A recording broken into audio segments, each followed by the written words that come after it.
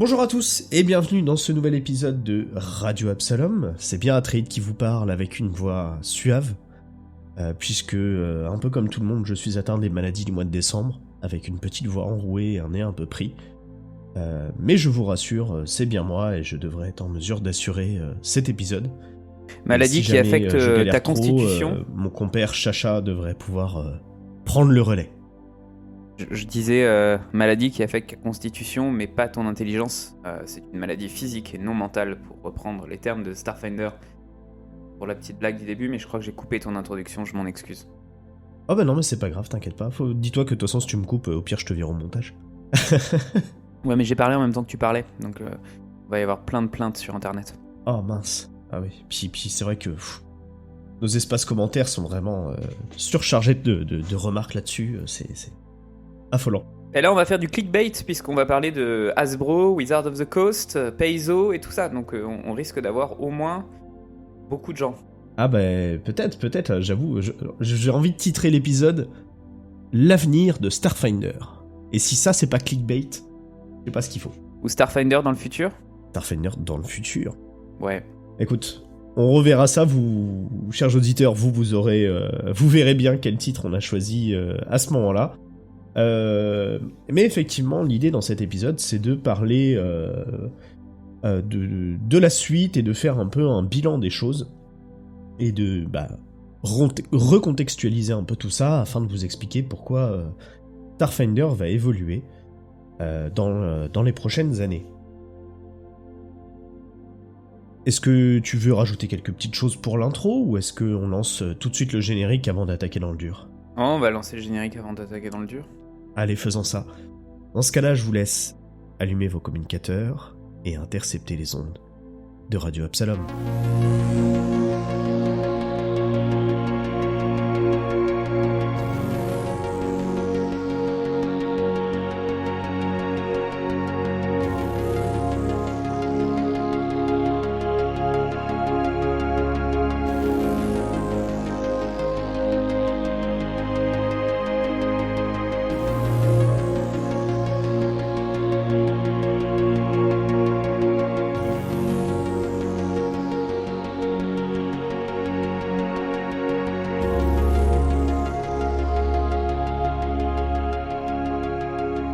Alors dis-moi, mon cher Chacha, pourquoi est-ce qu'aujourd'hui on a décidé de parler de l'avenir de Starfinder ?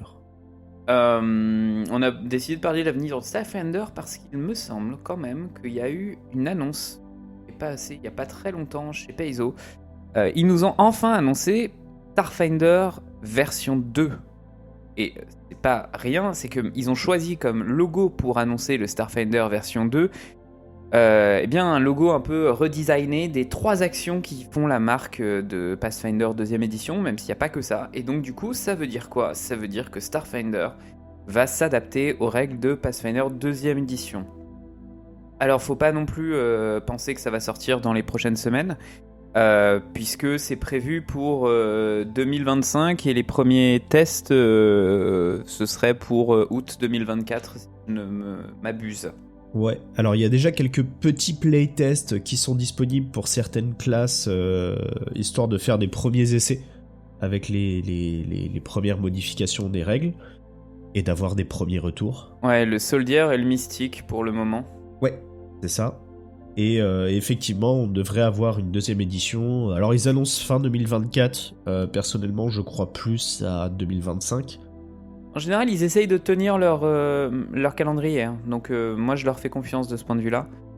Et puis en plus, on est assez loin quand même des choses, hein, puisque 2025 c'est quand même dans maintenant un an. Ils ont réussi à tenir leur calendrier pour le Pathfinder 2 Remaster, donc il y a peut-être des chances pour que c'est vrai. Ça sorte bien en 2025. Tout à fait. Donc ouais, voilà ce qui a été annoncé et ce qui va chambouler un peu les choses. Bah, ça va surtout chambouler pour nous. Et déjà, ça va le chambouler pour nous, bien évidemment, mais surtout, moi j'ai envie de te dire, qu'est-ce que ça veut dire Starfinder 2 ? C'est-à-dire que moi je fais quoi de tous mes bouquins que j'ai achetés ? Je les jette ? Comment ça se passe ? Eh ben, c'est une bonne question. En fait, on n'en sait rien. On sait pas trop, en fait, pour l'instant, ce que ça va devenir. J'imagine que tout ce qui est question de lore, ça va rester en place. Lorsque Starfinder deuxième édition sortira, on sera en 2025, donc il y a de fort à parier que la date qui sera celle du lore du monde des pactes, ce sera 325 après le pacte, enfin après le gap, pardon, après le... C'est ça? Parce que Starfinder était sorti en 2017 et la date qui avait été choisie dans le jeu, c'était 317. Chaque fois, et c'est plutôt intelligent, hein, chaque fois ils essayent de faire correspondre le lore qui est dans leur univers à des dates qui sont faciles à retenir. Donc c'était 317, donc là on sera en 325, ça veut donc dire que ça va prendre en compte tout ce qui s'est fait dans les dernières campagnes qui ont été publiées par Paizo, et puis sans doute tout ce qui s'est fait aussi, ce qui s'est joué dans les scénarios de la Starfinder Society. Donc il y a le lore, je pense que ce sera à peu près conservé. La question des règles, elle me pose question, puisque pour le moment, ce que nous avons dans les playtests, c'est que ils veulent mouler les règles de Starfinder dans les règles de Pathfinder 2. Donc ça voudrait dire en gros que les personnages et les classes de Pathfinder 2 seraient utilisables et cross-compatibles avec Starfinder 2. Mais on a des avis un peu différents et partagés là-dessus, il me semble. Oui, tout à fait. En fait, il y a surtout deux choses qui sont, je pense, deux grosses contraintes. C'est qu'ils veulent faire un moyen de transférer vos personnages de Starfinder 1 vers Starfinder 2. Donc ça voudra dire une transition qui est quand même faisable. Donc pas forcément trop s'éloigner de Starfinder 1. Et également, comme tu l'as dit, pouvoir transférer et avoir des équivalents, en gros, entre ton personnage de Pathfinder 2 et ton personnage de Starfinder 2. Et pour moi, ça va apporter de grosses contraintes parce que Starfinder, c'est très différent. C'est beaucoup de distance, beaucoup de pistolets laser, d'effets spéciaux, de grenades, de trucs comme ça. Et au final, c'est un setup qui est assez différent de l'Heroic Fantasy plus classique dans laquelle est Pathfinder 2. Et du coup, je pense qu'ils vont avoir pas mal de mal à trouver un équilibre entre tout ça. Après, eux, ils ont l'air confiants, donc j'ai envie de leur faire confiance, hein, mais... Je pense que c'est marrant parce qu'on est déjà dans le dur, mais en fait, il y a des choses qui vont être compliquées. Moi, je leur fais quand même confiance parce que les règles de Pathfinder 2 ont déjà montré, notamment avec la publication du Game Mastery Guide, qu'il y avait des sous-jeux, en fait, qui sont présents dans ce Game Master et qui permettent de faire varier un petit peu les règles de Pathfinder, et notamment il y avait des règles optionnelles pour faire jouer l'endurance comme elle existe dans Starfinder, donc j'imagine qu'ils vont réutiliser ça. Je me pose beaucoup de questions sur les combats de vaisseaux. Oui. Est-ce que ce sera un système de règles différent, optionnel, comme on l'a dans le Game Mastery Guide? Est-ce que disait que effectivement Starfinder c'est plutôt à distance? Il y a plein d'actions qui existent dans Starfinder qui n'existent pas dans Pathfinder, par exemple les tirs de couverture, toutes ces choses-là qui sont classiques pour des jeux qui mettent en place des armes à feu, n'existent pas dans Pathfinder. Et puis ce qu'ils ont commencé à sortir des classes de personnages, évidemment il va falloir les différencier très profondément des classes qui existent déjà dans Pathfinder. Donc on a déjà un soldat qui était une sorte de guerrier dans Starfinder qui se retrouve à être un spécialiste des grosses armes. Alors c'est assez intéressant, mais pour le moment je pense qu'ils peuvent encore peaufiner un peu sur les talents et sur les dons qu'ils proposent pour cette classe de personnages. Et pareil pour le mystique, qui était en fait le genre de mélange prêtre-magicien pour Starfinder. Ils ont essayé de le séparer du clerc de Pathfinder 2, et du coup ça fait un genre de personnage qui a un pool de soins qu'il peut utiliser pour soigner ses alliés.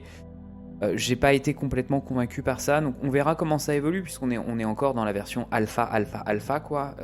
Teste des choses, il voit comment ça fonctionne. Il va y avoir évidemment un des gros enjeux un des trucs qui est cool aussi dans Starfinder, c'est les combats de mecha. Comment ils vont le gérer dans Starfinder 2, c'est des choses qu'on va devoir suivre attentivement au fur et à mesure qu'ils vont développer le playtest. Et effectivement, pour l'instant, donc là on est rentré un petit peu dans le détail, mais on va pas aller plus loin parce que de toute façon c'est les seules infos qu'on a. Mais surtout, ouais, moi mes réserves sont sur effectivement le fait de vouloir absolument être très proche de Pathfinder 2 pour pouvoir transférer un personnage facilement. Parce qu'en fait, j'ai pas l'impression que c'est une opération que beaucoup de joueurs font. C'est-à-dire que souvent, jusque-là, quand on introduit Starfinder, en fait, les nouveaux joueurs sont assez rares à dire « Ah bah moi j'ai mon perso que j'ai entraîné pendant 3 campagnes, je veux absolument le transférer dans Starfinder ». Généralement, c'est un bon moyen de recommencer en fait et de créer un nouveau perso. Souvent, les joueurs vont s'orienter sur un nouveau type, etc. Donc en fait, j'ai l'impression que c'est une contrainte très très forte pour un besoin assez faible, en tout cas moi de ce que j'ai pu expérimenter. Après c'est peut-être différent, notamment aux US où Starfinder et Pathfinder sont encore plus populaires qu'en France. Je sais pas trop. J'aurais peut-être pas forcément le même avis. En fait l'idée... déjà, comme la gamme Starfinder se vend moins bien, parce qu'en 2017 c'était un peu une nouveauté et ça permettait de sortir du gros mammouth qui était devenu Pathfinder première édition, en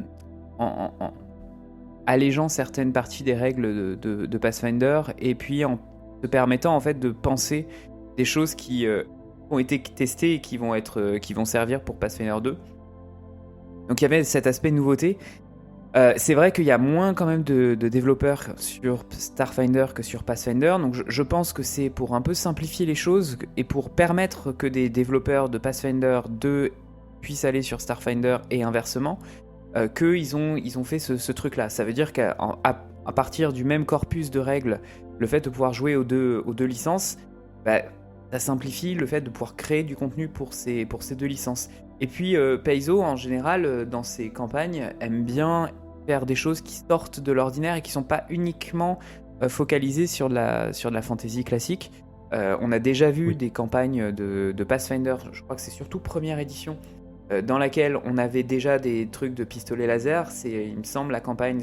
qui servait à introduire Starfinder qui arrivait juste après. Ouais, exactement. Et du coup, alors je ne sais plus comment ça s'appelle, je crois que je sais plus comment ça s'appelle, je vais pas me poser, je pense que c'est Iron Gods, mais je suis pas certain. Il y a une campagne de Pathfinder 1 où en gros les joueurs trouvent visitent un vaisseau spatial, et en fait ce transfert de la licence Starfinder à Pathfinder, moi elle me plaît parce que ça permet de créer des trucs un peu what the fuck. Juste pour rappel, toute la gamme des jeux vidéo PC, Might and Magic ainsi que Wizardry ont fait appel à ces trucs-là avec des trucs qui venaient de l'espace et même Lands of Lore 3 d'ailleurs, il y avait des pistolets laser à la fin. Donc moi j'ai toujours été un peu friand de pouvoir à un moment donné ton chevalier qui chevauche son chevaux pour aller buter des dragons, il tombe sur un pistolet laser, ça fait truc un peu à la con. Et donc ça va leur permettre, je pense, de pouvoir un peu concevoir des choses qui vont faire intervenir de la science-fiction dans le monde de la fantasy. Donc de ce point de vue-là, ça me semble légitime. Après, de toute manière, tout comme les manuels de Pathfinder 2 sont pléthores et les manuels de Starfinder sont pléthores, je pense qu'ils diront que faut limiter, quoi. C'est-à-dire que les classes de personnages de Pathfinder 2 n'ont pas forcément vocation avec les classes de personnages qu'on va retrouver dans Starfinder et inversement. Ouais, bon, de toute façon, on verra bien. Enfin, moi, je maintiens quand même que c'est une grosse contrainte pour quelques petites campagnes qui peuvent être un peu sympas. Mais bon, je reconnais l'effort, et jusque-là, j'ai rien à redire sur le travail de Paizo sur ce genre de sujet-là, donc voilà. Ah oui, j'ai oublié mon argument, en fait, quand je suis parti dans mon truc. C'est surtout que comme la gamme Starfinder se vend moins, si on fait un système de règles qui est complètement différent, ça empêche des joueurs qui jouent à Pathfinder 2 d'acheter des manuels de Starfinder. Tu vois, genre, je suis un MJ, je fais du Pathfinder 2, j'ai une campagne, j'ai envie de mettre des trucs qui viennent de l'espace dans ma campagne. En fait, je vais être tenté d'acheter des manuels de Starfinder 2 parce que je sais qu'ils sont compatibles. Si Starfinder, comme c'est le cas actuellement, a un système de règles différent, et on a vu sur le Discord de la communauté française de Pathfinder, il y a plein de gens qui disent qu'ils ont envie de tester Starfinder, mais que comme le système de règles est différent, en fait, ils ne lancent pas. Donc, je pense que ça, c'est intéressant aussi pour faire venir des nouveaux joueurs. Oui, et puis surtout, il est différent et un peu vieillot sur certains aspects, il est beaucoup plus rigide que la souplesse qu'a réussi à offrir Pathfinder 2. Ah bon ? Je trouve qu'il est plus rigide. C'est toi qui dis ça ? Et donc effectivement, ça rend l'accès encore plus compliqué parce que tu lui dis, bah en fait, Pathfinder 2 c'est facile, enfin c'est assez souple, assez dynamique, et ben nous on va revenir un peu à l'ancienne formule, et ceux qui connaissent un peu cette ancienne formule vont dire, bah... Ouais. Un peu relou quoi. C'est les plaintes qui sont régulièrement... qu'on voit régulièrement passer. Et en même temps, on sait que vous avez tous fait les jeux de All Cat Games, et donc vous êtes tous et toutes farcis les règles de Pathfinder 1 pour au moins 2 jeux à plus de 100 heures de jeu. Donc, venez pas nous embêter en disant que les règles sont trop compliquées. Ouais, tout à fait. Et je parle même pas des vieux rôlistes qui ont déjà joué à Baldur's Gate 1 et 2, et donc du coup connaissent les règles de Donjons et Dragons de 3ème édition, et ça leur a pas posé de problème non plus. Attention, c'était 2ème édition, Baldur's Gate 1 et 2. C'est Icewind Dale 2 qui est le premier jeu à utiliser les règles de la 3ème, et Neverwinter Nights qui les met en place. Et non, Baldur's Gate 1 et 2, c'est la 2ème édition. C'est vrai, c'est la 2ème. Je l'avais déjà dit, c'est mon bébé, la 2ème édition. On n'a pas le temps d'en parler. On va peut-être parler de Donjons et Dragons un peu plus tard dans cet épisode, vous verrez pourquoi tout à l'heure, mais... Tiens, c'est vrai. C'est le clickbait. Voilà, c'est le clickbait, on tease un petit peu, même au milieu de l'épisode, on a rien à foutre. Maintenant, j'ai envie de te poser la question, est-ce que toi tu sais comment ça va se passer côté traduction ? Parce que les bouquins en anglais c'est bien, mais nous quand est-ce qu'on les a en France ? Est-ce que ça sera toujours chez Black Book ? Est-ce que comment on va faire en fait ? Et non, mais c'est ça qui est triste. Mais t'es déjà intervenu sur le forum de Black Book Edition. Là, malheureusement, Black Book Edition a publié dans le forum sur le post, enfin sur le thread qui explique les sorties.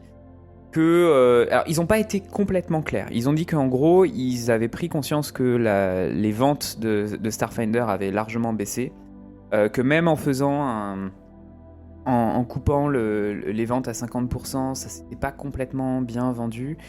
Et donc du coup, ce qu'ils sous-entendaient, c'est qu'ils n'allaient pas forcément publier ces manuels-là, parce qu'ils ont aussi envie de lancer d'autres gammes, et qu'ils avaient déjà publié beaucoup de manuels de Starfinder.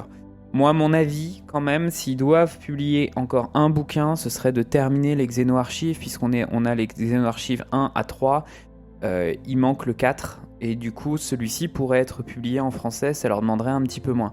Par contre, malheureusement, tous les autres bouquins qui sont vraiment, vraiment géniaux, on parlait juste avant de cet épisode de Galactic Magic, mais il y a aussi Tech Revolution avec toute une section qui est ultra cool, dont on parlera peut-être quand on se mettra à faire des reviews en anglais. Il y a toute une session du manuel où c'est quasiment des nouvelles pour vous donner un feeling de comment ça se passe sur la station Absalom et sur tes planètes. Et ça, je trouve ça trop cool. Il y a aussi le Galactic Exploration Manual qui n'a pas été traduit. Donc, je pense qu'ils se sont focalisés sur des manuels importants, hein. Le guide des options de personnages, le guide des options de vaisseau. Il y a quelques campagnes qui sont traduites. Il y a Signal Hurlant, il y a la campagne Dead Suns, j'ai oublié son nom en français. Et il me semble aussi, qu'est-ce qu'on a d'autre ? Il y a une dernière campagne qui a été publiée aussi. L'essaim. L'attaque de l'essaim. C'est les 3 campagnes qui ont été publiées en français. Donc il y a quand même du contenu pour Starfinder quand on a envie de s'y plonger.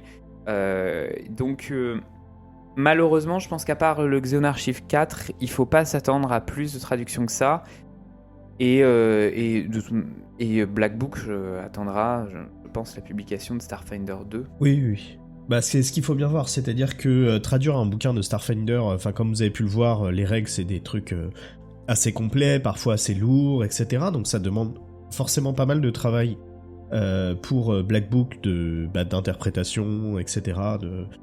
Pas juste de traduction mot à mot, mais ça demande aussi de réutiliser la francisation des mots qui ont été faites lorsque les règles ont été créées, etc. Donc ça demande de connaître un peu déjà ce qui a été fait avant et tout ça. Donc j'imagine que chez eux, c'est pas n'importe qui peut aller faire ça aussi.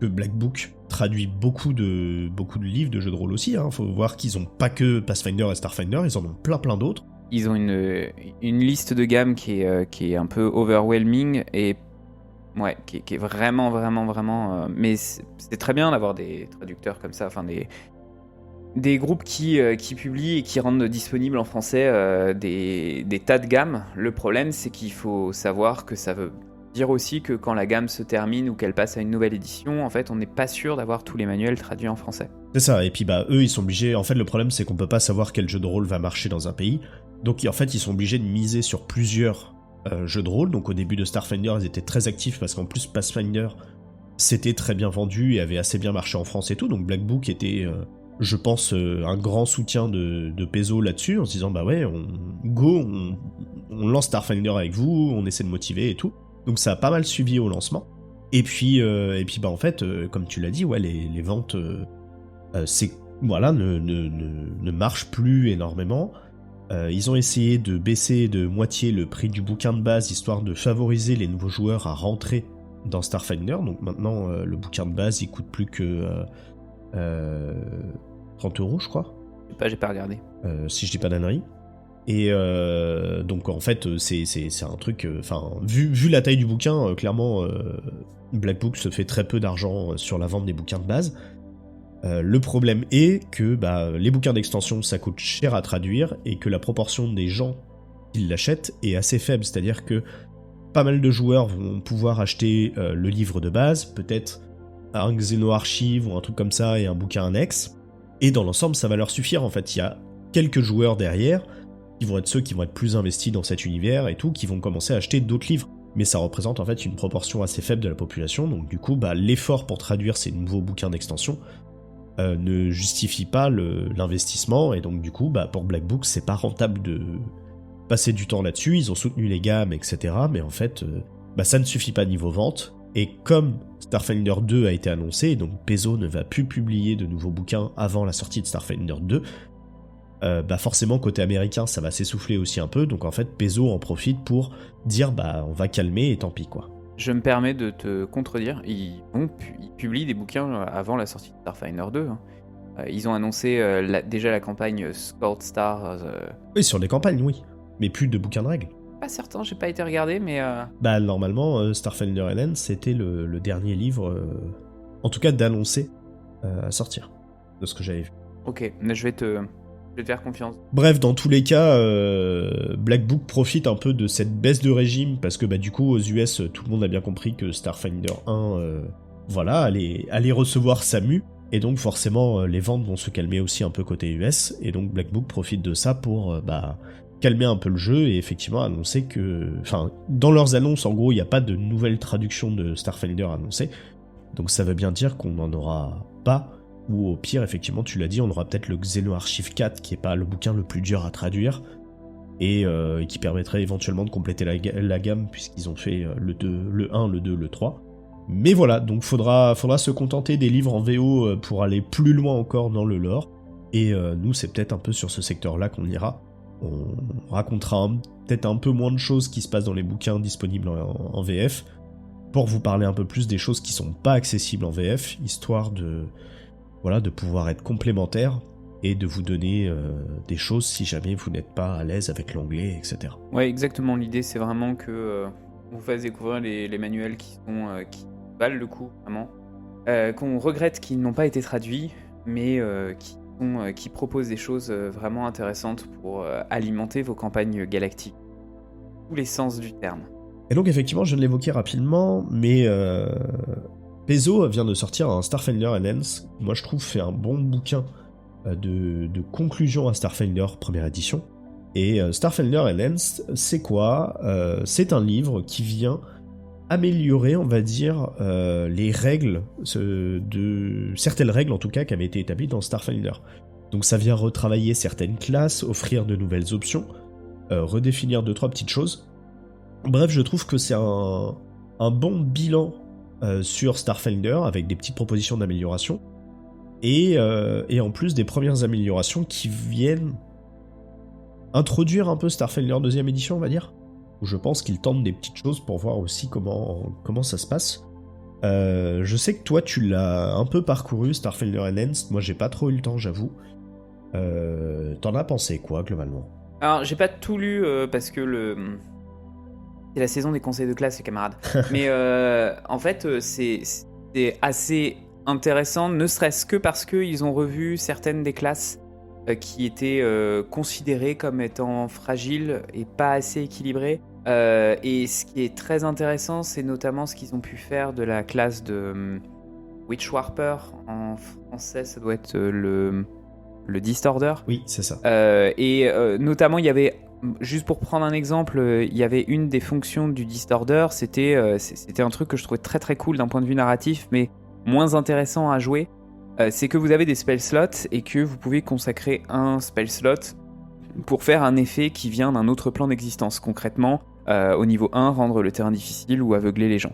Et le problème, c'est que en fait, vous êtes toujours obligé de choisir entre soit prendre un sort que vous avez déjà préparé, soit, qui est dans votre liste de sorts, soit utiliser ce pouvoir-là. Et là, ils ont décidé de donner des spell slots qui sont attribués uniquement à ça. Ça reprend un peu, c'est ce qu'ils ont déjà fait dans Pathfinder 2 avec le prêtre, qui a des spell slots qui sont uniquement consacrés à utiliser les sorts de soins ou les sorts de blessure en fonction de leur dieu, en tout cas dans la remaster de Pathfinder 2. Donc on voit qu'il y a des choses qui font écho d'un système à un autre. Donc de ce point de vue-là, c'est plutôt cool.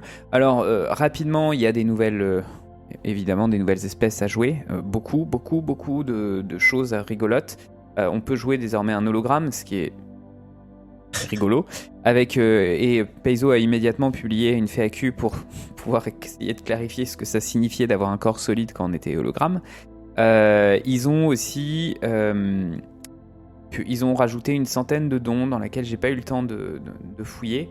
Il y a des nouveaux sorts. On retrouve des choses qui avaient déjà été introduites par les précédents manuels, notamment Galactic Magic, dans lequel on va retrouver des systèmes qui fonctionnent un peu comme Pathfinder 2 et comme Donjons & Dragons 5e édition, c'est-à-dire que vos sorts augmentent au fur et à mesure que vous augmentez de niveau. Dans Galactic Magic, notamment, il y avait une règle pour permettre aux cantrips, aux sorts de niveau 0, de pouvoir stacker en fait avec votre niveau et donc d'être plus efficace après. On vous expliquera ce que c'est les cantrips, tout ça, prochainement, dans un épisode, un jour, probablement. On fera un point là-dessus. On fera un truc sur les sorts, tu penses ? Oui.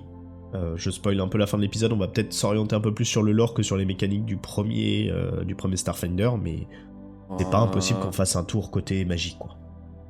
Ouais, ce serait bien aussi. Bref, ils ont revu du coup concrètement le Solarien, le Technomancien et le Distorder. Et ce qui est assez intéressant, c'est que et l'envoi, l'émissaire aussi. Ce qui est assez intéressant, c'est que vous avez en fait des nouvelles capacités, comme dans tous les autres manuels de Starfinder, pour chacune des classes de personnages qui sont parus jusqu'ici. Et ensuite, vous avez une section spécifique pour l'émissaire, le Solarien, le Technomancien et le Distorder, qui sont considérés comme enhanced. Ce qui veut dire que même si à votre table de jeu, le MJ ne veut pas que vous utilisiez la version enhanced parce que ça lui demande de réfléchir à la manière dont votre personnage fonctionne. Il la connaît, tout simplement. C'est pas grand chose parce qu'en fait, les choses enhanced, c'est juste des capacités en plus. Eh bien, vous pouvez quand même utiliser les autres options qui se trouvent à l'intérieur de ce manuel. Mais moi, j'ai un peu l'avantage, c'est que mon MJ va m'autoriser à utiliser le Enhanced Witchwarper quand on continuera nos scénarios. Ah bon, il va faire ça ton MJ à toi Bah, je l'annonce officiellement, donc j'imagine qu'il a pas le choix. Oui, je me retrouve un peu coincé devant le devant le fait accompli, mais bon. Et oui. Faudrait que je taffe un peu, mais oui. Qu'est-ce qu'on a d'autre ? On a aussi d'autres choses qui sont là aussi directement venues de Pathfinder 2. On a un retravail sur les niveaux de difficulté de vos jets de compétences. Et c'était quelque chose que je trouvais très très bien dans Pathfinder 2, c'est que en fait vous aviez des jets de compétences qui sont des jets basiques avec des niveaux à atteindre, et puis des jets de compétences qui correspondent en fait à votre niveau, et globalement si vous êtes niveau 3, le jet de compétences à atteindre c'est ça. Ils ont proposé des variantes qui vont chercher un peu les mêmes choses et qui simplifient sans doute beaucoup la préparation du MJ. Concrètement, si vous faites un jet de compétences au niveau 3, c'est vous avez à dépasser 19, et après vous rajoutez ou vous enlevez 5 en fonction du degré de difficulté ou de facilité que vous avez envie d'ajouter à ce jet de compétences. Donc exit les trucs un peu compliqués de genre 10 plus 1,5 fois le tiers de l'ennemi ou de challenge que vous voulez avoir, et ça vous donne le niveau de difficulté, qui était quelque chose qui était quand même une tentative de... Dans Starfinder, tous les objets avaient un niveau, c'est un truc qu'on retrouve dans Pathfinder 2, donc il y avait déjà cette tentative-là, mais là ça simplifie encore les choses, et c'est vraiment une bonne aide pour le MJ. Donc ça, c'est une première chose. Bah, ce qu'il faut voir, c'est que ce qui est assez rigolo, c'est que Starfinder a inspiré Pathfinder 2, puisque c'est une amélioration et un retravail sur les règles de Pathfinder 1.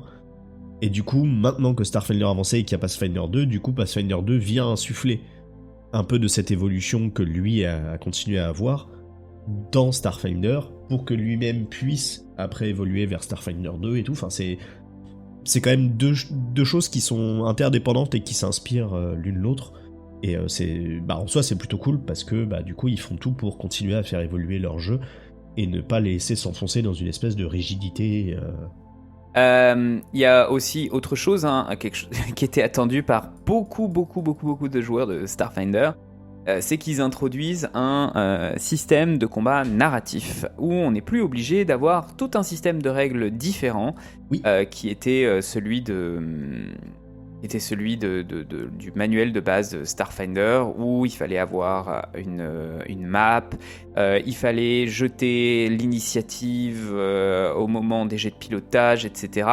Ça fait longtemps qu'on s'est dit qu'il fallait qu'on fasse un épisode dessus, donc je pense que lorsqu'on fera un épisode sur les combats spatiaux de Starfinder, on ajoutera aussi une description de ces combats spatiaux narratifs, donc plus besoin d'utiliser des cartes. Les systèmes narratifs, en gros, c'est principalement quelque chose qui qui ressemble un petit peu à ce que vous trouvez comme sous-système dans Pathfinder 2, comme les sous-systèmes de poursuite et des choses comme ça. Donc je l'ai pas encore testé avec mes joueurs. Je pense que j'aimerais bien le tester, et en même temps j'aimais bien le truc vraiment old school du combat spatial précédent. Donc on pourra peut-être faire un épisode dessus pour essayer de voir les deux, qu'est-ce qu'est l'avantage des uns et des autres. Et puis parce que c'est quand même un des trucs cool de Starfinder, c'est le fait d'avoir des vaisseaux spatiaux. Oui, complètement. Donc ça, on reviendra dessus, mais donc système de combat narratif, c'était demandé par beaucoup de joueurs, parce que beaucoup de joueurs trouvaient que le combat spatial, c'était de la merde dans Starfinder, parce que c'était trop long, parce que... C'est pas tant que c'est de la merde, c'est que ça demande d'apprendre un deuxième jeu dans le jeu. Oui, c'est ça. Quand tu joues déjà un jeu qui a des règles un peu lourdes, effectivement, c'est toujours un peu compliqué d'expliquer à tes joueurs occasionnels qu'ils vont devoir réapprendre des trucs, et c'est des nouvelles règles et des nouvelles possibilités. Alors qu'au final, c'est pas si compliqué que ça, et c'est plutôt efficace. Moi, je trouve que ça marche pas trop mal. Et il y a un manuel en français intégral, avec plein d'options pour pouvoir construire. Et plein de vaisseaux. Il est trop bien. Et plein de vaisseaux. Donc ça fait quand même partie des trucs qui nous plaisent, mais faudra qu'on passe du temps dessus. Et enfin, dernière chose, et après j'arrête, les points de persévérance, qui font partie des choses que j'aime aussi beaucoup dans Starfinder.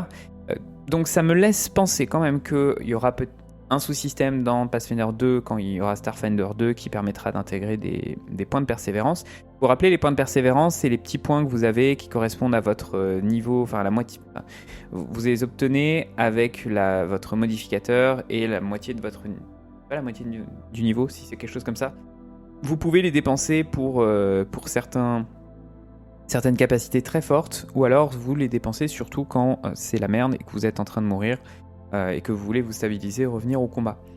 Désormais, il y a plein d'autres utilisations de ces points de persévérance qui sont très cool, parce qu'ils ne dépendent pas des classes de personnages, et en fait, ils vont permettre d'être beaucoup plus polyvalents.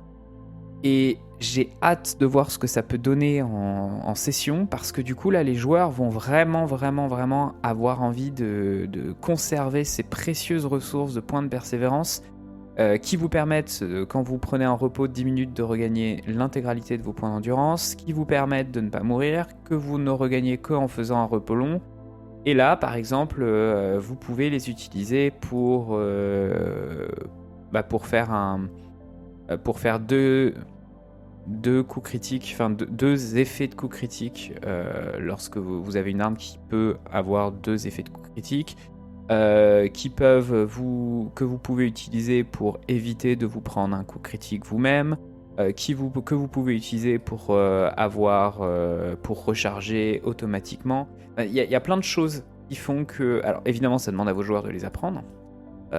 Mais en tout cas, il y a plein de choses qui sont intéressantes. Et même quand on est MJ, on avait parfois des créatures qui, quand elles avaient une compétence, nécessitaient un point de persévérance. Donc on leur attribuait des points de persévérance. Bah là, vous pouvez aussi utiliser ça pour les créatures qui vont se trouver face au PJ. Ouais. Donc ça, c'est vraiment cool également. En effet, non, franchement, des bonnes choses qui arrivent dans Starfinder Enhanced, et c'est pour ça que j'en parlais comme bilan et comme piste d'amélioration. Vas-y, je t'écoute. Oui, un autre truc, je l'ai complètement, je l'avais vu et j'ai complètement laissé passer. On peut désormais faire, comment est-ce qu'on dit, scaler en français, je sais pas ce que c'est. Mise à l'échelle. L'équipement, en fait, vous pouvez avoir votre pick qui est une arme de niveau 2 et qui vous permet d'avoir reach. La prochaine pick qui a un reach, je crois que c'est c'est un équipement niveau 7 ou niveau 10. Bref, si vous avez une arme qui vous plaît, en fait, désormais, vous pouvez la faire évoluer, la faire progresser pour que votre arme que vous avez eue, votre petit pistolet laser azimut de niveau 1, vous puissiez en fait le faire évoluer et grandir avec vous en même temps. Donc ça, c'est aussi un petit plus que j'aime bien, parce que si vous avez envie d'avoir si vous créez un personnage et que vous lui donnez une sorte d'arme fétiche, ça va vous permettre d'avoir des règles qui permettent de le garder. Je veux dire, un peu comme le blaster d'Han Solo, tu vois. Exactement, oui, mais oui, ça permet de savoir pourquoi Han Solo a un blaster au niveau 20. On parlera peut-être un jour du prix dans Starfinder, puisque il y a quand même un truc au niveau des équipements qui paraît vachement chelou. Oui, il y a un problème d'économie dans Starfinder, on est d'accord. Sur le prix des armes niveau 1, c'est un game design, mais bon, quand vous savez que votre arme de niveau 20, qui est genre une matraque, quoi, qu'elle coûte le prix d'un vaisseau spatial, bon, ça fait un peu rire en termes d'immersion dans l'univers. Voilà, il y a des grenades encore, plus de grenades. On aime les grenades. Et voilà, on a fait le tour. Vous irez regarder par vous-même. Il y a plein de... J'ai sans doute oublié plein de choses parce que c'est un manuel un peu touffu. Il fait quand même bien 200 pages. Et du coup, c'est toujours... Il y a rien... En tout cas, dans ce que moi j'ai vu, il n'y a pas grand-chose à jeter. C'est plein d'options supplémentaires. Il y avait déjà plein d'options supplémentaires. Et puis on perd pas vraiment en qualité de proposition de règles. C'était un peu la crainte, puisque une partie des concepteurs et des développeurs de Starfinder se sont retrouvés sur Pathfinder 2 pour préparer la remaster, donc ça c'est cool que quand même le Starfinder Enhanced fasse du taf intéressant. Complètement. Voilà pour la présentation.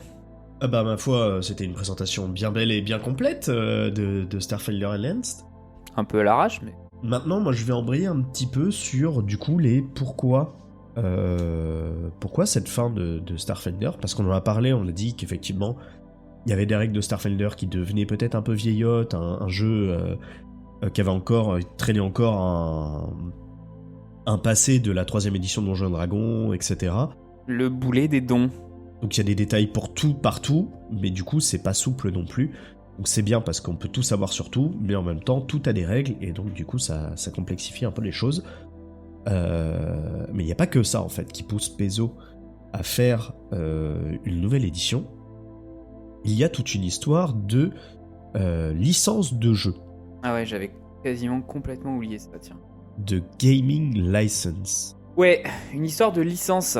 Tu sais, toi qui es un gros fan de la 3ème édition de Donjons & Dragons, tu vas pouvoir nous rappeler la date à laquelle Donjons & Dragons est paru en 3ème édition. C'était 2000. C'était 2000, et tu vas pouvoir nous rappeler qui est derrière le lancement de la 3ème édition. Alors, On va faire un petit point à l'histoire. Faut savoir que pas mal d'infos qu'on va vous expliquer là viennent notamment des vidéos de Matthew Colville, qui est un Américain qui raconte pas mal de choses sur le jeu de rôle et sur Donjons et Dragons. Qu'on salue, mais même s'il nous écoute pas. Bref, allez voir son contenu, il y a des trucs très très bien expliqués. Et effectivement, il parle un anglais très compréhensible, je trouve, même s'il va très vite. Et ce qu'il raconte est super intéressant. En gros, ce qu'il faut voir, c'est que donc dans les années 2000, il y a une société qui s'appelle Wizards of the Coast, qui pas du tout connue. Pas du tout connue, hein, bien sûr, vous n'avez jamais entendu parler. Donc effectivement, déjà un très très gros du jeu de rôle et des univers de fantasy, etc., qui possède notamment donc Magic the Gathering, donc les cartes Magic, et qui possède Donjons et Dragons. Et donc ce qu'il faut savoir, c'est que donc à ce moment-là, ils lancent la 3e édition de Donjons et Dragons. Et lorsqu'ils font ça, les créateurs de la 3e édition de Donjons et Dragons décident de créer une licence de jeu ouverte à tous. Donc elle va s'appeler l'Open Gaming License. Et le but de cette licence, c'est de dire, en fait, nous on dépose, donc on fait Donjons et Dragons, mais notre système de règles, il va être libre et réutilisable par tous. C'est-à-dire que vous pouvez prendre les règles de Donjons et Dragons 3e édition et en faire ce que vous voulez.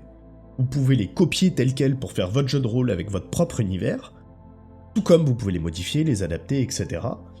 Et en fait, tout ce qui va appartenir à Wizards of the Coast, ça va être tout ce qui va être propre au lore. Donc quand on parle des royaumes oubliés, des choses comme ça, tout ça... Donc les ours hiboux, les beholders, les mimiques, les drows, on a d'autres qui sont symptomatiques de Donjons et Dragons. Sans doute oublié. Bah la Face Beast, là, comment elle s'appelle, Displacer Beast. Enfin voilà quoi. Et surtout le oursibou. Ça c'est vraiment la tristesse quoi. Et surtout le oursibou. Ça c'est vraiment une grosse perte. Mais bref. Donc ouais.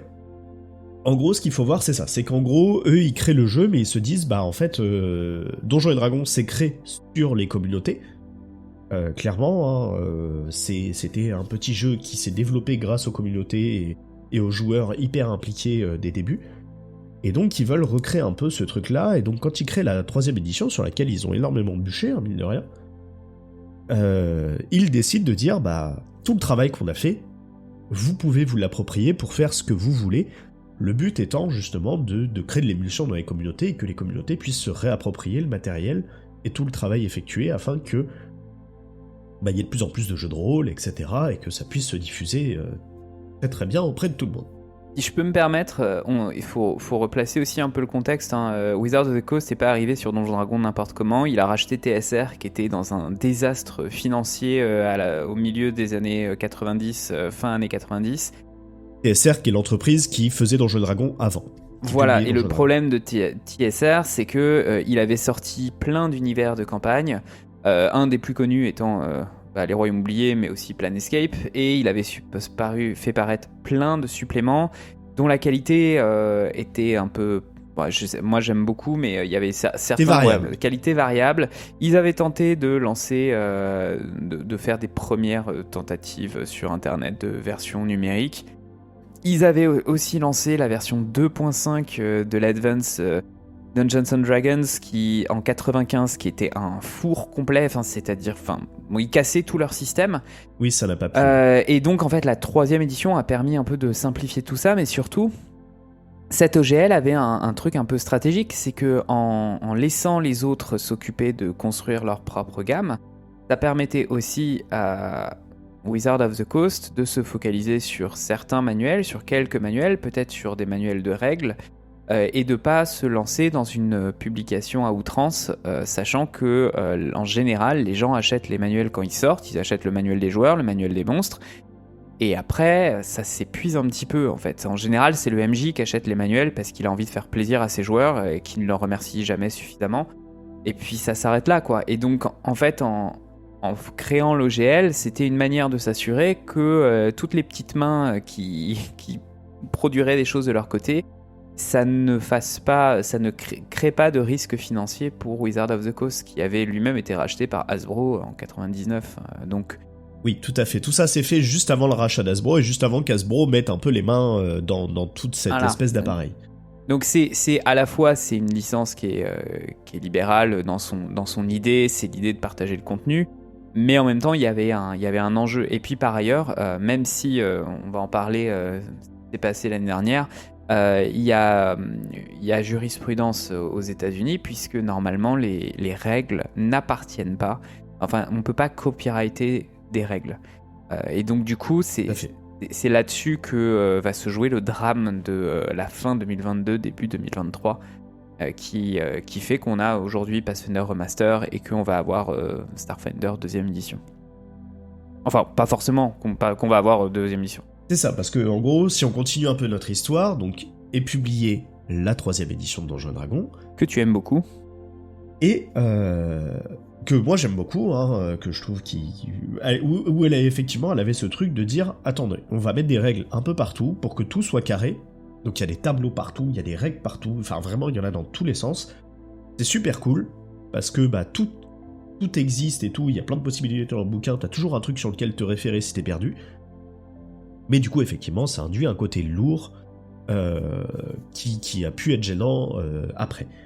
Mais à l'époque où ça sort, c'est trop bien, parce que justement, c'était un peu le bordel dans les anciennes éditions de Dragon. Il y avait des trucs perdus dans les bouquins annexes, etc. Tu penses que c'était le bordel les autres éditions? C'est étonnant ça. Finesse, ouais. Un manuel de règles, c'était un système de règles tout nouveau, voire 45 sous-systèmes dans un... C'est un truc de fou. Non, c'était... Ouais. C'est vraiment... Voilà, c'est l'idée aussi avec la 3e édition, c'était de réorganiser les choses. Bref, tout ça arrive, et le rachat par Hasbro, on l'a dit, c'est fait juste avant tout ça. Donc Hasbro n'a pas trop pu toucher à tout ça, parce qu'il voulait le racheter à la société, donc tout ça était déjà lancé en fait dans les papiers derrière. Et s'en sont pas trop mêlés au début. Le problème qui s'est passé avec Donjons & Dragons, c'est que vendre des bouquins de règles d'un jeu de rôle, ça n'est pas rentable. C'est pas un truc qui fait énormément de thunes. Et Hasbro a décrété qu'en fait ces branches devaient faire des résultats de bénéfices en eux-mêmes. Et en fait c'était là-dessus qu'étaient basés les investissements de l'année d'après, etc. Et sauf qu'avant, Wizard of the Coast fonctionnait en se disant, en fait, Magic the Gathering, qui est les cartes Magic, ça rapporte de l'argent plutôt facilement, on va dire, parce que c'est un modèle économique, etc., qui vend au final assez cher plein de cartes. Donc c'était un fonds de commerce très très bon, qui réinvestissait là-dedans. Et à l'inverse de leur adversaire de Games Workshop avec Warhammer, ils ont pas tout le business des figurines à côté. Parce que Games Workshop, c'est comme ça qu'ils gagnent de l'argent, ils peuvent faire les règles de Warhammer, c'est pas gênant, parce qu'en fait, ils gagnent de l'argent sur tout ce qui est figurines, etc., peinture et ce genre de choses. Donc là, Donjons & Dragons, ils sont un peu coincés, parce qu'ils sont là genre, mais en fait, on n'a pas trop de méthode, quoi. Donc malgré les bonnes ventes de la 3e édition et de la 3.5 qui arrivent derrière, Donjons & Dragons ne va pas réussir à atteindre les objectifs que Hasbro demandait. Et donc du coup tout ça va venir petit à petit mettre un frein à l'extension de Donjons & Dragons 3e édition. Ouais. Le truc qui va arriver derrière, c'est que du coup, il va falloir trouver une solution pour faire de la thune. Et c'est à ce moment-là, du coup, que est proposée la 4e édition de Donjons & Dragons, une nouvelle édition avec des règles très très différentes, des règles plus proches de ce qu'on peut trouver un peu dans les jeux vidéo, avec des arbres de compétences, des choses comme ça. Il y a un peu ce système-là de pouvoir... Il n'y a pas d'arbre de compétences, mais c'est juste que... Non, c'est pas des arbres de compétences, mais... En fait, il y avait beaucoup moins le système qu'on connaît de tableaux un peu avec tout ce qui est... comment expliquer ? En gros, chaque classe avait des pouvoirs qu'elle débloquait en fonction des niveaux, etc. Et du coup, dans cet aspect-là, en fait, il y avait beaucoup plus un côté, ta classe, en fait, elle a juste 3 types de pouvoirs, et elle va débloquer des pouvoirs en fonction de ses niveaux, et puis voilà, et à toi de jouer correctement avec ça. Et ça n'a pas plu du tout. Alors que l'idée, en fait, était de se rapprocher du jeu vidéo, et de... En fait, à l'époque, il y avait déjà l'idée de créer du contenu en ligne, t'en as parlé, ils avaient déjà essayé de faire des choses avant, Et là, l'idée de faire une plateforme en ligne où on peut jouer facilement à Donjons et Dragons aussi avec ses copains sur Internet, arrive aussi en se disant, bah comme ça on pourra avoir un business model avec peut-être un abonnement ou j'en sais rien, mais bref, un truc où les gens payent, et comme ça on a un fonds de commerce supplémentaire, un peu plus simple que d'éditer des bouquins. Sauf que la 4ème édition ne marchant pas du tout, genre vraiment la 4ème elle a pas plu, elle a énervé, tous les rôlistes d'avant se sont un peu énervés, et en plus elle s'est confrontée à l'arrivée des MMO et notamment de World of Warcraft. C'était pas tout seul, hein, mais voilà, et donc tous les joueurs de jeux de rôle en fait sont partis là-bas. Parce que pourquoi galérer à essayer de se réunir, à se déplacer et tout pour jouer sur la table où le MJ devait préparer et tout machin, quand en fait t'as juste à lancer ton PC et puis vas-y c'est parti quoi. Tu vas te perdre dans un univers de fantasy avec tes copains, tu peux te réunir en guilde et tout, il y a plein de possibilités, etc. Enfin, donc ça a fait très très mal au jeu de rôle à cette époque-là, et ils vont décider un peu de faire machine arrière, et lorsqu'ils vont publier la 5ème édition de Donjons et Dragons, ils vont revenir un petit peu à ce qui avait été fait plutôt sur la 3ème, en simplifiant des choses, etc., en améliorant des choses, et du coup la 5ème édition sera également publiée sous OGL. En se disant comme ça on va réactiver aussi un peu les communautés, etc. Donc pour ça en fait ce qu'ils font c'est que quand on veut publier sous OGL, on déclare ce qu'on appelle un SRD, donc un System Reference Document, un document de règles de référence, de système de jeu de référence, et on l'associe à l'Open Gaming License pour dire voilà, ce système de règles là est libre et utilisable, etc. Et donc tout ça se passe, la 5ème reprend un peu du poil de la bête. Le film n'a pas marché malheureusement, voilà, dernièrement. Baldur's Gate 3 marche un petit peu, tout ça, bon ça c'est cool. Et c'est surtout que il s'est passé un truc au milieu des années 2010 quoi.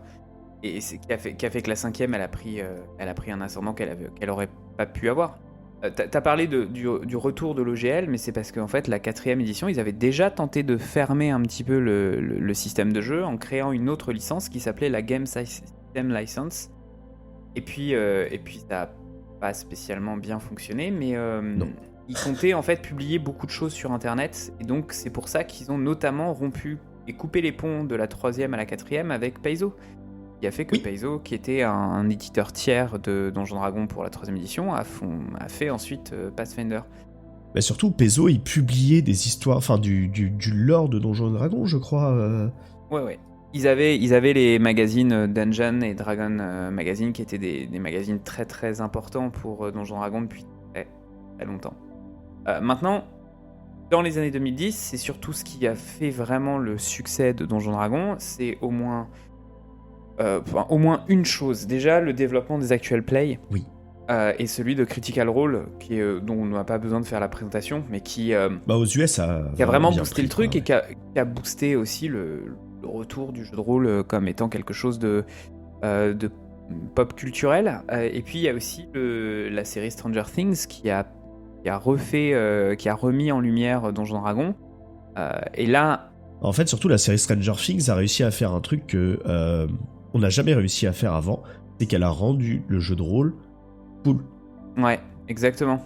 Et en fait, avant, le jeu de rôle se portait cette image, alors il a été vachement diabolisé dans les années 80-90, et il se portait toujours un peu cette espèce d'image de truc un peu chelou, que des mecs font un peu dans leur coin, on sait pas trop ce qu'ils font, c'est bizarre, ça a l'air compliqué en plus, enfin, ça demande vachement d'imagination et tout, et en fait, ça avait un côté très obscur, très un peu niche. Et en fait, Stranger Things, en réussissant à refaire un truc des années 80 et en rendant un côté très nostalgique cool, a réussi en fait à redonner cette dimension cool. Et en fait, d'un coup, plein de gens qui s'en foutaient avant du jeu de rôle et choses comme ça, dû à Stranger Things, sont arrivés en disant « Ok, ça a l'air cool Donjons et Dragons, en fait, on peut y jouer, comment ça se passe et tout ». Et donc beaucoup de nouveaux joueurs sont arrivés, souvent des adultes qui avaient éventuellement boudé ça quand ils étaient ados, ou alors n'y avaient pas accédé parce que ils avaient personne autour d'eux pour y jouer, ont redécouvert un peu le jeu de rôle. Faut dire aussi que maintenant on peut jouer à distance beaucoup plus facilement qu'avant. Ouais.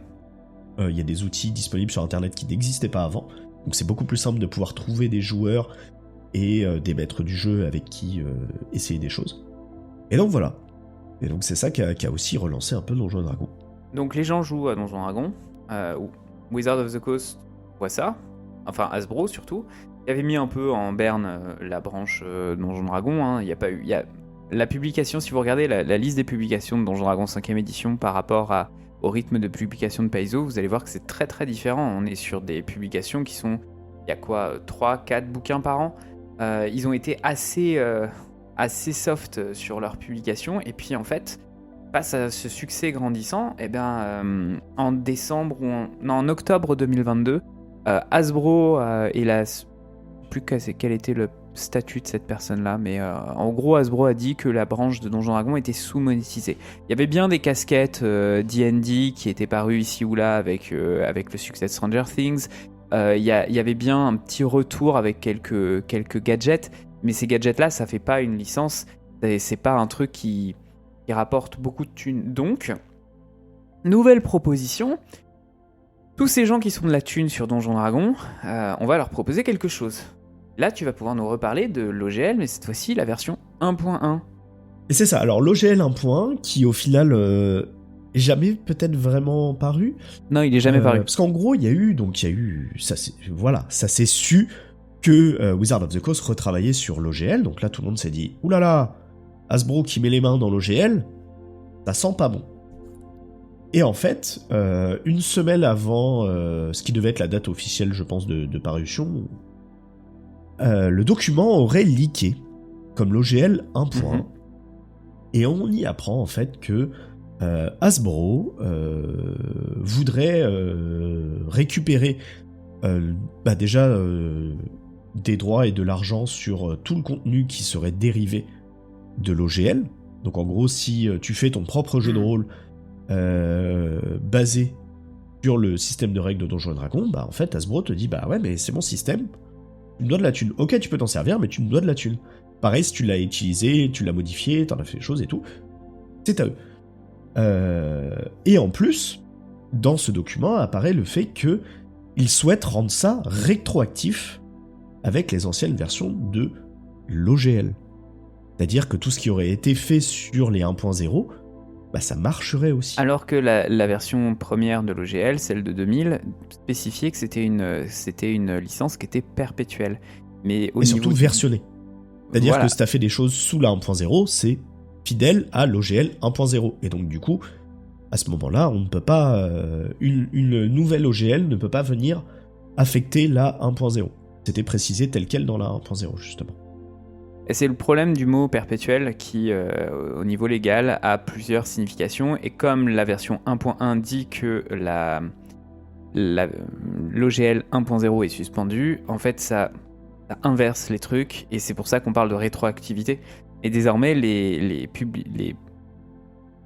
développeurs qui publiaient des contenus sous la version 1.0 seraient obligés de passer à la 1.1. Donc en termes de royalties, c'était quand même pas nimp, parce que si vous deviez verser 25% de royalties, donc un quart de vos revenus, si vous dépassiez les 750 000 $ de revenus, ce qui touchait potentiellement Critical Role, notamment. En fait, ça touchait énormément de monde, et ce qu'il faut voir, c'est que ça touchait aussi Paizo. Et Paizo qui commençait effectivement à prendre un peu de poil de la bête avec Pathfinder, et Pathfinder 2, c'était un bon moyen en plus de pouvoir regagner de la thune sur ce qu'il faisait. Bref. Et puis même de manière générale, parce que y a vachement d'émulsions autour de Donjons & Dragons, il y a eu vachement de vidéos. Alors le fan-made n'était pas complètement touché, je crois, enfin c'était un peu flou cette histoire. Si, parce qu'en fait, dans la version 1.1, il était spécifié que Wizards of the Coast pouvait récupérer l'ensemble des créations des gens sans leur demander leur autorisation. Et c'est ça, ils pouvaient s'approprier ce qui avait été fait et s'en servir comme ils voulaient. Et puis, s'ils considéraient que votre gamme de produits n'était pas correcte, vous aviez 30 jours de préavis pour les supprimer. Donc ça... C'est ça. Donc si jamais vous faisiez un peu une mauvaise image au système de règles qui était utilisé dans Donjons & Dragons, potentiellement ils pouvaient vous dire ça dégage, ça correspond pas à ce que nous on veut proposer, à l'identité qu'on veut proposer, donc bisous, au revoir. Alors officiellement, parce qu'après donc tu t'as parlé de backlash, mais en fait il y a eu une levée de boucliers et notamment pas mal d'influenceurs dans la sphère Donjons & Dragons, Ginny entre autres, qui ont affiché le fait qu'ils étaient contre, Wizards of the Coast a dit qu'ils avaient fait ça parce que ils voulaient protéger les joueurs et les joueuses de Donjons & Dragons et notamment éviter qu'il y ait des éditeurs tiers qui publient des choses qui seraient racistes, sexistes, homophobes, transphobes. Donc c'était du pinkwashing à outrance, quoi, juste pour justifier quelque chose qui est on n'a pas assez de thunes, on veut plus de thunes et on veut les vendre, quoi. Parce que concrètement, ça n'empêchera pas de se faire, ça leur permettra juste de récupérer de la thune là-dessus. Mais, enfin, je veux dire, concrètement, s'il y a des gens qui veulent faire ça, ils continueront de le faire. Et donc, bref, ça, la justification était injustifiée. La justification était injustifiée. C'est beau, ça. Voilà, t'as compris. Et donc du coup le backlash a été tel, enfin vraiment, les communautés de jeux de rôle souvent ils sont tous un peu dans leur courant et tout, quand ce truc là est sorti, globalement tout le monde a été d'accord et la levée de bouclier a été très très forte. Et le problème c'est qu'en plus, ils ont annoncé ça, 3 mois 4 mois avant la sortie du film Donjons & Dragons ? Non, je crois que... Ouais, je sais plus. C'est pas... C'était début 2023, fin 2022, début 2023, et le film Donjons & Dragons, ça doit être avril ou mai. Donc en plus, il y a eu des grosses menaces de boycott en disant, en plus Donjons & Dragons, on n'ira pas le voir, parce que ça on est contre et tout, machin, donc on va boycotter en plus votre gros investissement cinématographique, parce que en fait à ce moment-là, Wizards of the Coast et Hasbro met quand même pas mal de thunes pour essayer de sortir son film Donjons & Dragons et relancer un peu sa marque. Enfin bref, levée de bouclier, menace et tout, ça va... Voilà, Hasbro flippe un peu. Ce qui a surtout fait reculer Hasbro, c'est que il y a eu des appels à se désabonner de D&D Beyond, et ça a eu un impact assez énorme, parce que c'est directement... Ah, oui. On n'en a pas parlé de D&D Beyond, mais qu'est-ce que c'est D&D Beyond ? C'est une idée qu'on a déjà un peu évoquée quand on a parlé de l'histoire. Mais dis-nous, explique-nous un peu qu'est-ce que c'est D&D Beyond. Ouais, non, c'est une plateforme payante en gros sur laquelle vous pouvez acheter pour à peu près le prix. Non, je déconne. Un peu moins cher que les manuels physiques, les manuels en version numérique, mais uniquement sur cette plateforme-là. Comme ça, vous avez les options disponibles pour vos personnages. Et c'est en fait un outil qui vous permet d'avoir votre feuille de perso en ligne directement. Mais tout est payant, fermé. Enfin, c'est un système qui risque de se développer avec One D&D, mais on n'est pas... Ça dépasserait le cadre de ce podcast de parler de One D&D, déjà qu'on parle beaucoup de l'OGL. Donc il y a eu tout ça en gros, et finalement Wizards of the Coast ont publié la version 1. Ils devaient publier une version 2.0, finalement qui n'a pas eu lieu, parce que la levée de bouclier, les gens, ça a créé des émois. Ils ont finalement publié la licence OGL 1.2, dans laquelle il y a quand même des choses intéressantes. Hein. Ils disent que... Ils se sont calmés tout de suite, hein. Clairement, le backlash était tel que... Ouais. Ils disent clairement que désormais les mécaniques de D&D seront sous la licence Creative Commons, donc elles seront, elles sont pleinement aux mains des gens, et que surtout tout ce qui est les oursibous et autres, ce sera contenu dans l'OGL 1.2 et que ce sera perpétuel. Le problème, c'est que ça, ce sont des belles annonces, mais comme ils ont cherché à revenir sur la licence 1.0, beaucoup de gens, notamment dans le monde des jeux de rôle, se sont dit que c'était pas un truc auquel on pouvait faire confiance et qu'il fallait sortir. En fait, ils se sont fait une très mauvaise image, sachant que Wizards of the Coast, leur image n'était pas parfaite non plus, hein, parce qu'ils ont fait des choix qui, dans les communautés, des fois plaisent ou des fois ne plaisent pas du tout. Donc déjà, ils n'étaient pas complètement en odeur de sainteté. Et là, c'est vraiment la grosse entreprise capitaliste Hasbro qui vient mettre ses mains dans ce truc-là, dans ce côté communautaire. Donc les gens ont un peu lâché leur confiance en D&D à partir de ce moment-là. Et en plus, le truc, c'est qu'en face, il y a Pathfinder 2ème édition qui arrive là, qui est tout frais, qui est très fort. Et en fait, je compte pas le nombre de vidéos qu'on pullulait à ce moment-là, en début 2023, sur Internet, qui faisaient le comparo entre Pathfinder 2 et Donjons & Dragons 5ème édition, et qui disait que Pathfinder 2, c'était vachement mieux. Ouais, ça s'est un peu calmé, hein. Les gens sont revenus jouer à Donjons & Dragons, enfin je veux dire, c'est pas non plus une mobilisation qui a... Oui, ça s'est calmé, mais à ce moment-là, c'est ce qui se passait en fait, et en 2 semaines, ça a pris une ampleur folle, et c'est allé très très vite, et Hasbro a paniqué. En tout cas, du côté des créateurs de contenu, je pense notamment aux gros, hein, c'est-à-dire la boîte, déjà Critical Role qui a annoncé lancer son propre jeu de rôle, MCDM, donc la boîte de Matthew Colville qui a lancé son propre jeu de rôle, et puis surtout des gros pontes de la 5e édition, enfin de l'OGL plutôt que de la 5e, Kobold Press qui a publié plein de suppléments pour Donjons Dragons 5e édition, et puis Paizo qui était sous licence OGL. Tous ces éditeurs se sont dit qu'il était peut-être temps de sortir de cette OGL qui les limitait un petit peu.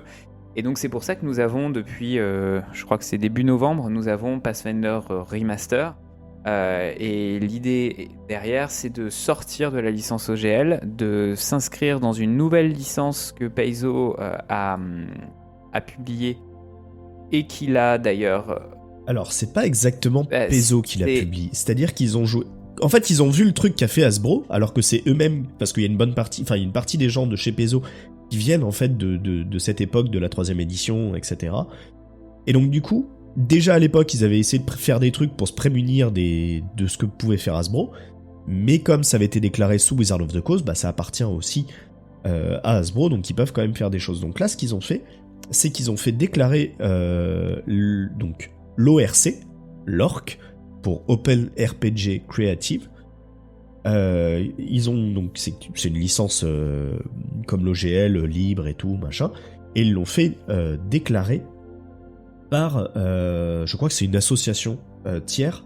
Bref, elle n'est pas au nom de Paizo, ce qui fait qu'elle n'appartient pas à Paizo. Oui, c'est Azoralo, c'est une entreprise juridique qui gère le truc, mais c'est surtout qu'en fait ils ont mis la licence Orc va tomber dans le domaine public, ce qui veut dire qu'elle ne sera pas contrôlée effectivement par Paizo. Et elle a été signée par un certain nombre d'éditeurs. Hein.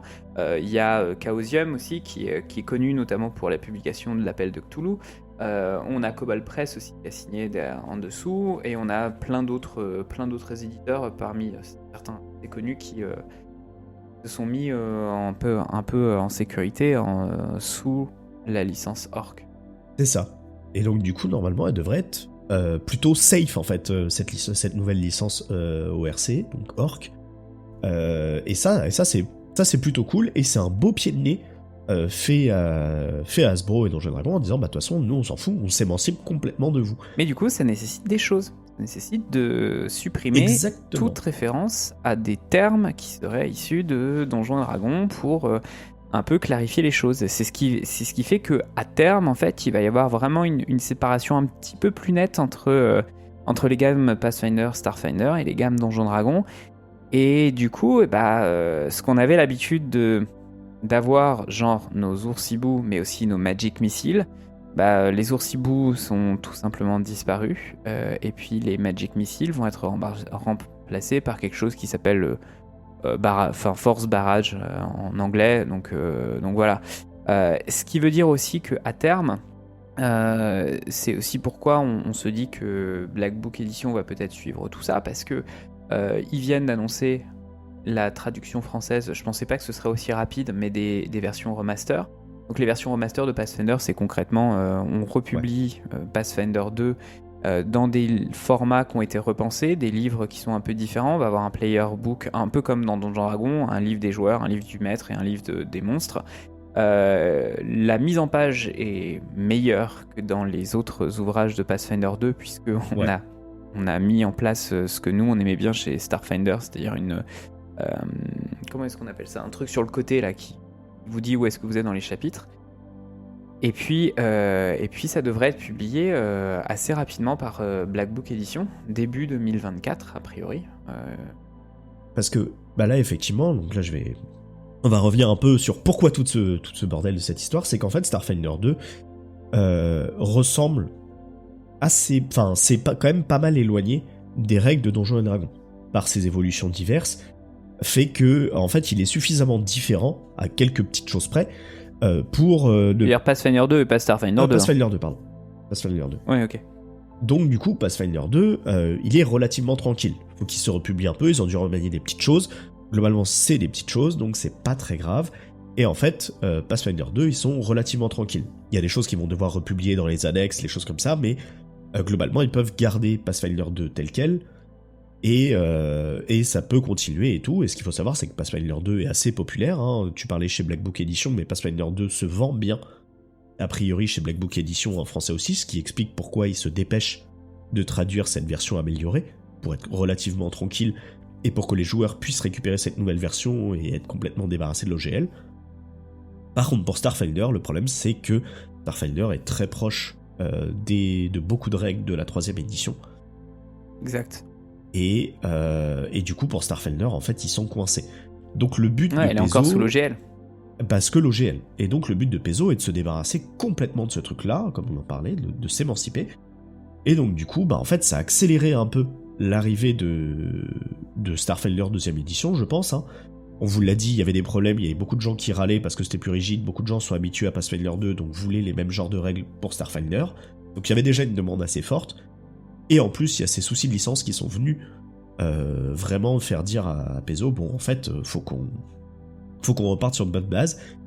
Et donc, on va faire Starfinder 2. Donc, ils ont fini ce qui était en cours, notamment Starfinder Enhanced était déjà plus ou moins dans les cartons. Donc, ils ont fini un peu tout ça. Et là, leur but maintenant, ça va être de repenser Starfinder pour pouvoir le rendre compatible avec l'ORC, le rendre compatible avec Starfinder 2 et définitivement avec Pathfinder 2. Pathfinder 2. Ah, mais je vais pas y arriver. Hein. t'es trop en avance, toi. T'es dans le futur, en fait. Je suis en 325. Déjà à l'époque où ça existe. Non, mais voilà. Et donc, du coup, ça devrait arriver bientôt. Et donc, le lore est relativement tranquille. À ceci près, peut-être la planète avec les Drow, va y avoir des changements, des choses comme ça. Mais dans l'ensemble, le lore de Starfinder devrait être maintenu dans les grandes lignes, je pense. Par contre, effectivement, les règles vont être renouvelées et on va avoir une nouvelle édition de Starfinder 2 qui a été précipitée en fait un peu par Hasbro au final. Merci Hasbro finalement. Merci Hasbro. Mais alors du coup, qu'est-ce que ça va dire pour Radio Absalom ? Parce que nous, en fait, on va être limité. Bon, il nous reste encore des manuels en français qu'on n'a pas encore eu le temps de voir, notamment. Il y a plein de choses. Les guides des options de vaisseau. On a l'espace proche aussi, qu'on n'a pas encore évalué. Et puis, on a les planètes. On n'a pas fait toutes les planètes du monde du pacte. Donc, au niveau de ces épisodes sur le lore de Starfinder, qu'est-ce que tu peux nous en dire en fait, nous c'est très simple, c'est qu'on va, comme je l'ai un peu évoqué dans l'épisode, nous on va continuer, hein, de toute façon ça nous arrête pas, Starfinder existe toujours, hein, vous pouvez toujours acheter les bouquins de la 1ère édition et jouer toujours, et à partir du moment où vous avez les bouquins, vous pouvez jouer jusqu'à la fin de votre vie à Starfinder 1ère édition, en fait c'est absolument pas gênant. Tout ce qui a été fait est toujours jouable et tout, donc ça veut pas dire qu'il faut arrêter de s'investir dans Starfinder, qu'il faut arrêter de jouer et tout, voilà, c'est toujours cool, ça existe toujours. Et puis il y aura d'autres variantes de règles, effectivement. Mais c'est pas très grave et ça ne vous empêche pas de jouer à Starfinder. Et vu toute la quantité de contenu, ne serait-ce qui est sorti en VF déjà, exploitez tout ça. Déjà vous avez de nombreuses heures de jeu devant vous, avant de pouvoir dire ok j'ai fait le tour de Starfinder 1, il est temps que je passe à Starfinder 2. Ensuite, pour nous, du coup, ça veut dire que en fait, le lore, on peut continuer à l'explorer, hein, et on a encore beaucoup de matière. Pour les règles, peut-être qu'effectivement, il y a 2-3 trucs sur lesquels on voulait revenir, ou on reviendra pas forcément, on verra ce qu'il en est.